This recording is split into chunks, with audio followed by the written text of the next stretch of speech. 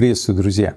Скажу забавную вещь. Если бы не Путин, то солдатам НАТО не достались бы 10 триллионов долларов.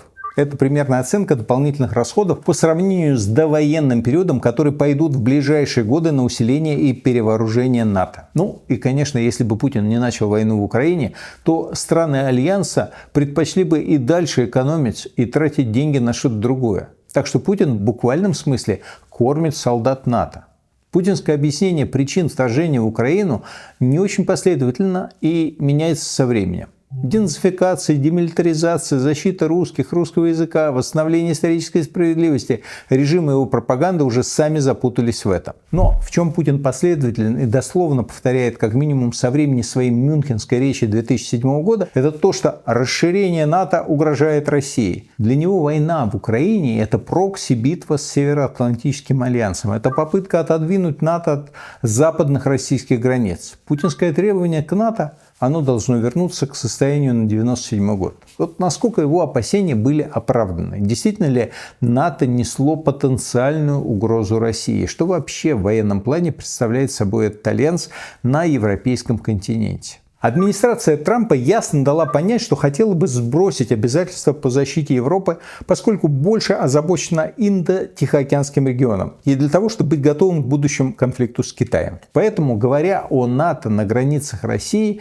теперь следует иметь в виду в основном европейские силы Альянса. И, как выяснилось, Европа и близко не была готова даже к такой войне, которая идет в Украине. А это, напомню, по-прежнему всего лишь региональный по масштабам конфликт с весьма умеренной интенсивностью боевых действий.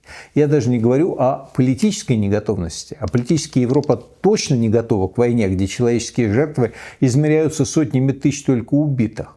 Но европейские страны НАТО не потянут такой конфликт и в военном смысле. После окончания холодной войны в Европе произошло резкое сокращение вооруженных сил. Сократились численность, количество штатных вооружений, количество военной техники, соответствующая инфраструктура обслуживания войск. Изменились доктрины потенциальных военных угроз. В целом, вероятность фронтальной индустриальной войны стала считаться очень небольшой. Настолько небольшой, что этой вероятностью можно было пренебречь. В головах политиков и большинства избирателей произошел пресловутый конец истории. Ведь, как известно, демократии не воюют друг с другом.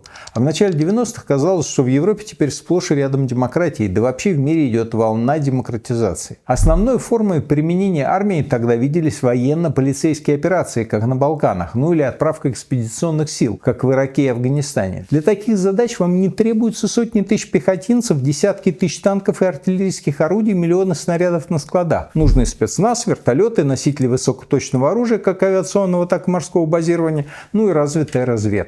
Поэтому современные операции НАТО – это господство в воздухе и на море. А вот для сухопутных операций и больших войн оружия у европейской части НАТО не хватает. К примеру, для отражения российского вторжения в страны Балтии только на этом изолированном театре военных действий странам НАТО требуется 1500 танков, 2000 БМП, 700 артиллерийских систем. Это больше, чем есть у Франции, Германии, Италии, Великобритании вместе взятых. Такая же ситуация по другим типам вооружений. В Европе недостаток собственных систем ПВО, например. Ну ведь в полицейских спецоперациях или в точных ударах ПВО вам не нужны. Так, у Германии, например, только 9 батарей противовоздушной обороны дальнего радиуса действия. Еще 3 немецких ушли Украине. Для примера, у США есть больше 50 батарей Patriot. В плане авиации у Европы примерный паритет с Россией, но и тут она также зависима от США, несмотря на собственные самолеты. Например, американцы поставляют истребители 5-го поколения F-35. Своего самолета такого типа у европейских стран НАТО нет в принципе. В целом, 64% вооружений, которые импортирует Европа, производится в США, преимущественно авиация. В теории промышленность Европы может обеспечить себя подводными лодками, кораблями, танками, артиллерией, но не авиацией. В общем, постепенно в Европе произошла фактическая ликвидация оборонно-промышленного сектора. Имеется в виду в той части, которая способна выпускать вооружение, военную технику и боеприпасы крупными сериями. Военная промышленность перешла на мелкосерийные и дорогие изделия. Это напичканные электроникой системы, разнообразные умные боеприпасы, а также сложные в эксплуатации вооружения, требующие штучных специалистов высочайшей квалификации. Для иллюстрации можно сказать, что до начала войны в Украине, например, во Франции выпускали лишь 2000 артиллерийских снарядов в месяц. В месяц! При том, что в Украине сейчас в день расходуется больше. В результате Европа за год не смогла поставить Украине обещанный 1 миллион снарядов, тогда как Россия за год производит около 3 миллионов. Вообще, демилитаризация Европы вплоть до войны в Украине наглядно показывает, что Путин просто придумал военную угрозу со стороны НАТО. Например, в период после Холодной войны количество танков на вооружении европейских стран сократилось с 19 тысяч до чуть более 4. А боевых самолетов с 3,5 тысяч до 1,5. Значительная часть тех систем вооружения, которые сейчас имеются в распоряжении европейских армий, были разработаны и выпущены аж до 90-го года. А еще европейской безопасности катастрофически не хватает людей. По расчетам НАТО для защиты стран Балтии от возможного российского вторжения необходимо 300 тысяч солдат. Согласно плану, от 2023 года для защиты восточной границы блока должны быть переброшены в первую очередь американские военнослужащие, но сейчас в этом уже нельзя быть уверенным. Трамп известный критик НАТО, и с 2016 года он не раз говорил, что для США членство в Альянсе невыгодно, обходится слишком дорого. Еще в первый срок он настаивал, что многие члены НАТО должны больше тратить на общую оборону. Трамп хочет, чтобы военный бюджет НАТО был не меньше 5% ВВП. Ни одна страна НАТО, даже США, столько на оборону не тратит. Он не раз говорил, что США могут отказаться защищать страны НАТО от нападения, если они не выполняют обязательства перед США. Из этой формулировки следует, что все-таки в случае атаки на Латвию или Литву США за них вступятся. Ведь все граничащие с Россией страны выполняют требования НАТО по финансированию обороны. Но все же большая доля неопределенности в этом есть.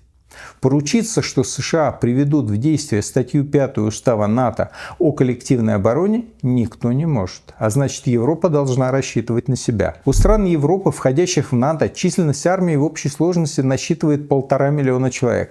Но это не те войска, которые можно быстро перенаправить на восток. Они разрознены, у них нет единого командования, они подчинены в первую очередь национальным целям, поэтому в Европе нужно создавать единое командование и объединять свои армии в единый механизм. Ну, либо создавать новую армию на 300 тысяч человек, чтобы заменить США. Но если в Европе хотят обеспечить собственную безопасность, а заодно обеспечить стратегическую автономию от Америки, то другого пути просто нет. Хотя это путь очень небыстрый и очень дорогой. Вот сейчас общий бюджет НАТО как организации даже меньше 5 миллиардов евро в год. США и Германия выделяют по 15% от этой суммы. Британия и Франция по 10%, Турция чуть больше 5%, остальные государства значительно меньше. То есть, по сути, эти 5 миллиардов – это расходы на группу чиновников и офис НАТО в Брюсселе. Основные траты на содержание армии и закупку вооружения заложены в бюджеты стран, находящихся в Альянсе. И они должны стремиться тратить на оборону не менее 2% своего ВВП. В 2024 году 23 члена Альянса из 32 выполняли это условие. Для сравнения, в 2014 году их было только 3. А вот совместный оборонный бюджет стран НАТО – это уже почти $1,5 триллиона, из которых, правда, почти триллион приходится на США. Большая и хорошо вооруженная армия – это очень дорогое удовольствие, поэтому неудивительно, что Европа с радостью экономила колоссальные деньги за счет США и не спешила принимать программы. Это позволило европейцам за последние 30 лет сэкономить несколько триллионов долларов.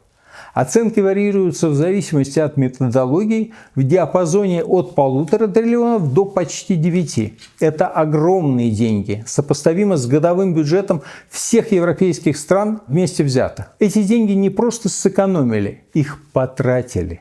Просто не на оборону, а на другие сферы, прежде всего на социальное обеспечение. В экономической теории это называется дивидендами мира. И если ситуация с безопасностью улучшается, то вы можете позволить траты на образование, здравоохранение, пособия и так далее.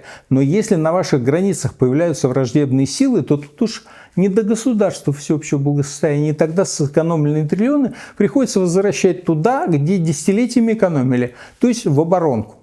Пока Европа дополнительно направляет на военные нужды 800 миллиардов евро. Это еще не триллионы, но почти годовой военный бюджет США. Или в 2 раза больше, чем весь российский федеральный бюджет. Не военный, а именно весь российский бюджет. Это ответ Европы на путинские угрозы и на желание Трампа сбросить обязательства по защите европейского пространства. Европейские политики наконец-то начинают осознавать риски и реагировать на них.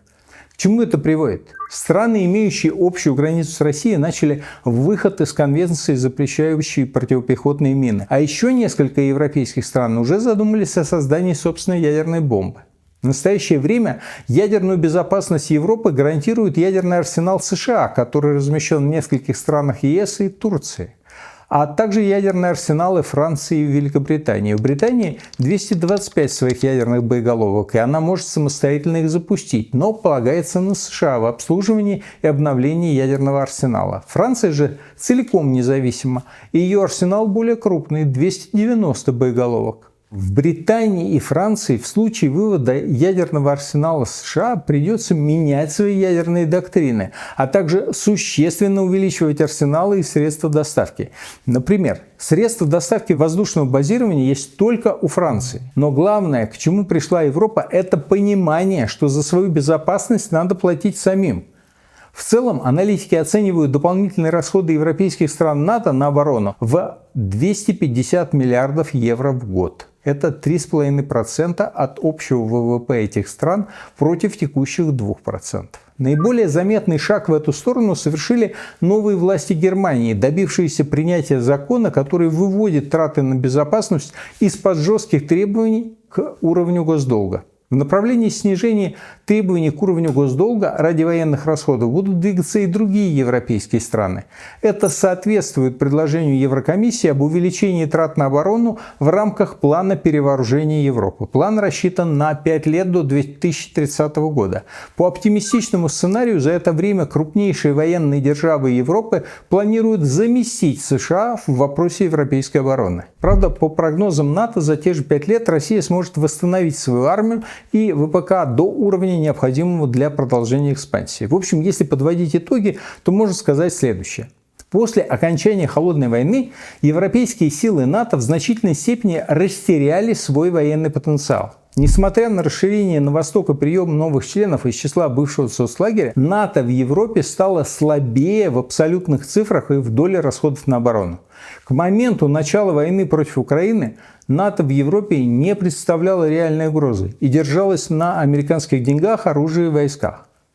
После путинского вторжения в Украину НАТО пересмотрело свои подходы. Следствием войны стало физическое расширение НАТО за счет Швеции и Финляндии, кардинальное увеличение расходов на оборону и движение в направлении к единой европейской армии. Вот все эти действия и планы, во-первых, реально повышают военный потенциал Альянса в Европе, а во-вторых, действительно теперь направлены на сдерживание именно России. То есть результатом путинского противодействия НАТО стало то, что Альянс теперь будет сильнее и на самом деле будет направлен против России.